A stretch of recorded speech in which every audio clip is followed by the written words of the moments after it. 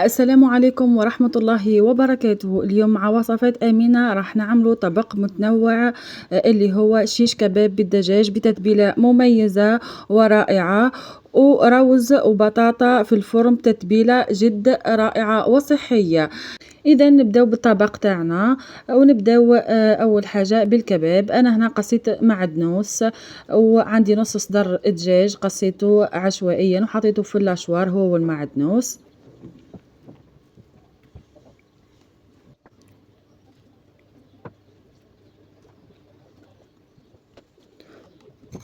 بعدها نجيبو البصل اللي كنت ديجا رحيته هو أو ربعة فصات تاع توم ونصفيوه نصفيوه بالصفاية من الماء تاعو ونخليو الماء هذاك تاع البصل على جنب، بعد نرجعوا له في الاخير ونجيبو البصل ونحطوه في اللحم.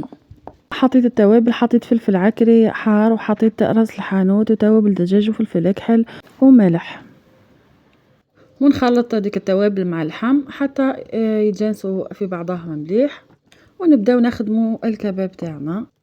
هنا جبت الزيت بحدايا باه يعاوني على الخدمة ما يتعبنيش. بعد ما نكملو هذاك الكباب تاعنا ونكونو ديجا كملناه نحطو في الثلاجة ونغطيه بالبابي الومنيوم على الاقل يزيد يتبل اكتر بالتوابل هذيك، وفي الاخير خلاص كي نكملو الروز تاعنا والبطاطا نرجعولو.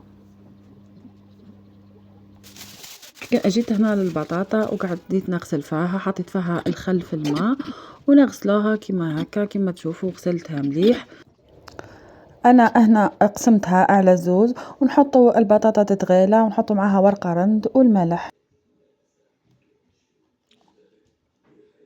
نجيو هنا للروز اللي حطيت هنا كنت ديجا حطيت البصل يتقلى وحطيت السناريه والجلبانه، الجلبانه والسناريه ديجا كنت طيبتهم وحدهم شويه باه ما يديوناش وقت اكتر في الطياب. ونجيبوا الكميه تاع الروز، انا عملت هنا كاس ونص، ونحرك الروز يتقلى مع ديك الطماطم.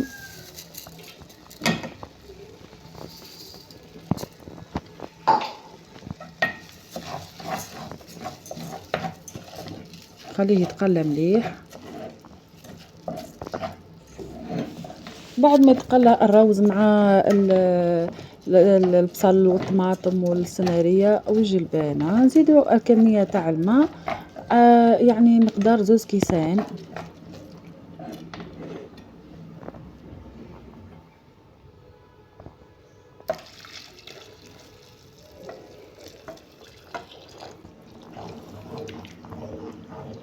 ونخليها تتغلى ونقفل عليها حتى يطيب هذاك الروز ونطفي عليه.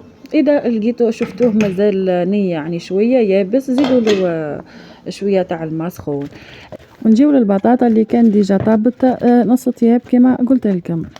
حطيت فيها 5 مغارف تاع زيت زيتونه وشويه تاع نعناع يابس وشويه زعيطره وراس الحانوت فلفل عكري حار فلفل كحل وملح بطبيعه الحال. ونجيب البلاطو تاع الكوشه اللي كنت حطيت فيه بابي كويسون ونحطها فيه ونحطها في الكوشه البطاطا، شعلوا لها من تحت ومن بعد شعلوا لها من الفوق.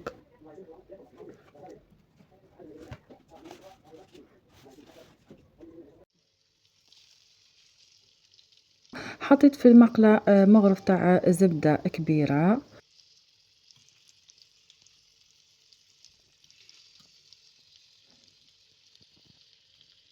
هنا بعد ما طاب الطبق تاعنا المتنوع كما راكم تشوفوا، نتمنى انكم تجربوه وتعطيوني رايكم في التعليقات. اذا نتمنى الاشتراك في قناتي وتفعيل الجرس. في الاخير ما عليا غير نقول لكم دمتم في رعاية الله وحفظه. سلام.